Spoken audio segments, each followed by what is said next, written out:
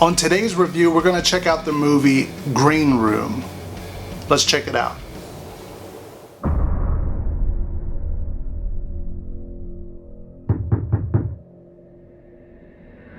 Gentlemen, I hope you appreciate the situation. Things have gone south. No doubt. Now, whatever you saw or did is no longer my concern. But let's be clear. It won't end well.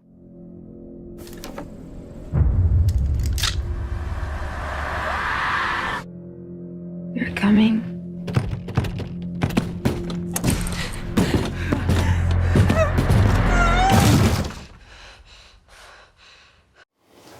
Now, Green Room is directed by Jeremy Saulnier, and if you know that name, you might know it if you've seen the movie called Blue Ruin, which I highly recommend you watching if you haven't seen that movie before. You can find it, I think, on Amazon Prime and Netflix, and also on VOD, obviously. If you've seen that movie, then you kind of have a sense of how his style goes. With The Green Room, it's a very bottleneck film in which you don't get bored of the surroundings.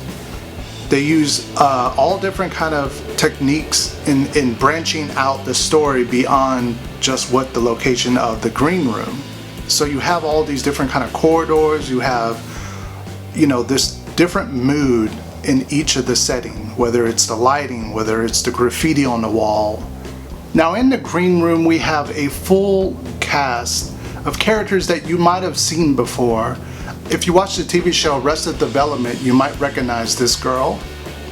Throughout the cast, the biggest star that you might know the most out of them, Patrick Stewart, which is normally an odd mix in a crime thriller kind of horror movie. I love the most about The Green Room is it left me just on the edge of my seat. From the start of when things go bad in the movie, you just wonder, where is this road going? How are they going to make it out of this, if they're going to make it out of this? There's a lot of questions that you might be asking yourself throughout the movie, and I love when films tend to give extra tidbits that are on the side of the main story, but not overcomplicate them to where you're not understanding what's going on. It's very subtle, and it stays tense throughout the whole movie. There's not much I can say that's on the bad side of Green Room. I loved it. I loved the pace of it. I loved the length of it. It was brutal. It was gory at times. And the story kept moving along to where you're not bored with what's going on. You're always trying to think what's going to happen next with these characters. You're nervous. You're on the edge of your seat.